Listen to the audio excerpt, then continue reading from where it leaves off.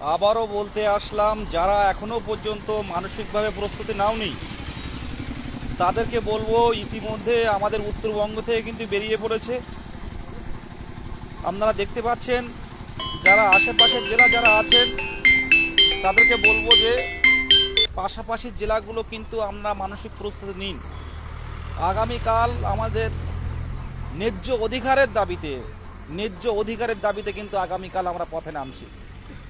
2022 প্রাথমিক TET pass D.El.Ed ঐক্য মঞ্চ, যারা ভাবছেন যে আমার স্কোর অনেক হাই, আমি কেন আন্দোলনে যাব, এমনিতেও চাকরি পেয়ে যাব, এখনো অনেক পথ বাকি আছে বন্ধু, এখনো অনেক পথ বাকি আছে। স্কোর হাই বলে ভাবছেন যে আমার চাকরি হয়ে যাবে, কেন আন্দোলনে যাব, কেন পুলিশের কাছে গিয়ে ধরা দেবো, বা কেন আমরা পথে নামবো, রাজপথে নামবো, বাড়িতে বসে থাকি?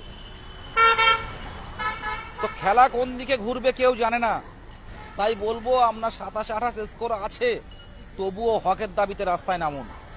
আগামীকাল অধিকারী দাবিতে রাস্তায় নামুন, নিজের অধিকার ছিনিয়ে নিতে রাস্তায় নামুন। আর আইনি পথে তো আমাদের লড়াই হচ্ছেই। আপনাদের বলবো যে ম্যাট 1594 এটা একটা আমাদের কাছে একটা অশুভ, মানে আমাদের বাঁচতে দেবে না। 2022 প্রাথমিক টেট পাসদের বাঁচতে দেবে না এই ম্যাট 1594। এই ম্যাটটাকে আটকানোর জন্য আপনারা সবাই বুঝতে পারছেন।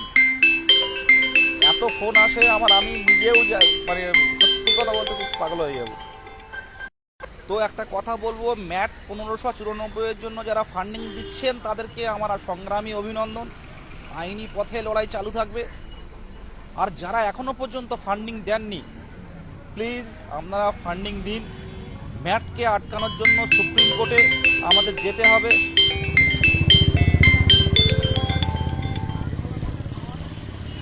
ম্যাটটাকে আটকানোর জন্য সুপ্রিম কোর্টে আমাদের যেতে হবে।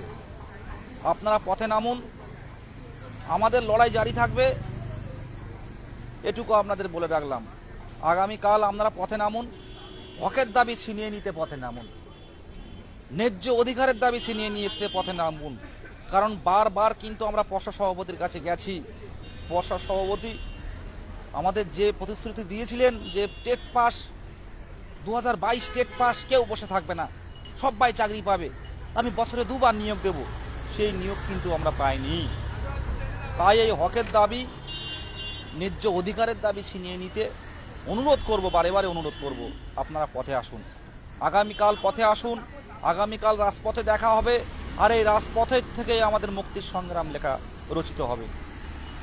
এই বলে আমার সংক্ষিপ্ত কথা শেষ করছি। এটুকু বলবো, আমিও, আমার বাড়িও তো আপনারা জানেন, বহুদূর বাড়ি। আমি কিন্তু আজকে বেরিয়ে পড়েছি, কলকাতায় চলে এসেছি। তো এই বিদেশ গাজীর নেতৃত্বে 2022 প্রাথমিক টেট পাস ডিএলএড ঐক্যমঞ্চের নেতৃত্বে আগামীকাল কিন্তু আমাদের হকের দাবি ছিনিয়ে নিতে রাজপথে আসছে আমরা। লোকসভা ভোটের আগে আমাদের যেরকম কেউ বসে থাকবে না, এই কেউ বসে থাকবে না এমন একটা শূন্যপদ দিয়ে আমাদেরকে মুক্তি দিন, আমরা আর পথে নামবো না। এই বলে আমি শেষ করছি। আর ম্যাটটা আটকানোর জন্য জেলা গ্রুপে আপনারা প্রচার করুন। নিজের বন্ধু বান্ধবী যারা 2022 প্রাথমিক টেট পাস হয়ে আছে তাদেরকেও বলুন যে ম্যাটটা কত ভয়াবহ হতে পারে। 6 নাম্বার কোড দিয়ে, 6 নাম্বার কোড দিয়ে 2014 সালের আবার নতুন করে রেজাল্ট পাবলিশ হবে। রং কোশ্চেন মামলায় 6 নম্বর করে দেবে, আর দিলে কতজন পাশ করবে কেউ আমরা জানি না। তখন কিন্তু টেট পাস একটা মহাসমুদ্র তৈরি হবে।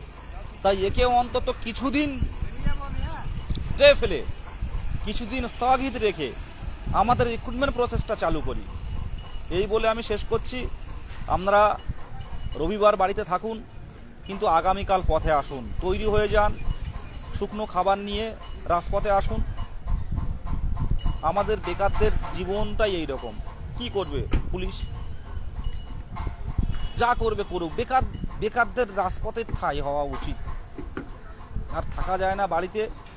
বেকারত্বের যন্ত্রণা যে কত প্রখর, সে আমরা যাদের বয়স হয়েছে, যাদের বয়স হচ্ছে, তারা জানি। যাদের বাড়ির আর্থিক অবস্থা ভালো না তারাই জানি আমরা বেকারত্বের যন্ত্রণাটা কত।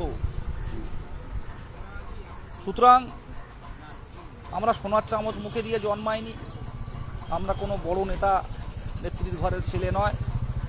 আমাদের সামান্য এই স্বপ্ন ছিল আমাদের, সেই স্বপ্নটা বাস্তবায়িত হচ্ছে না। দীর্ঘদিন, এই 6টা বছর হতে গেল সেই স্বপ্ন বাস্তবায়িত করব। এবার তার সামনে পুলিশ বাধা দেবে, আমরা আমাদের দাবিতে অনড় থাকব। আসুন না, আমাদের সাথে আন্দোলন করুন, মানে আমাদের সাথে আলোচনা করুন। আমি তো বলছি বারে বারে, আমাদের সাথে আলোচনা করুন, আলোচনায় বসতে চাইছি আমরা, কিন্তু কোনো সদুত্তর না পেয়েই তো রাস্তায় নামছি। আপনাদেরকে অনুরোধ করব, আগামীকাল বেলা 12টার মধ্যে আপনারা শিয়ালদায় আসুন। শিয়ালদায় আমরা থাকব, সেখান থেকে আমাদের অভিযান শুরু হবে। এই বলে আমি শেষ করছি। ভালো থাকবেন, সবাইকে আবারও সংগ্রামী অভিনন্দন। সাথে আছি, পাশে আছি, অধিকারের লড়াইয়ে পথে আছি। নমস্কার।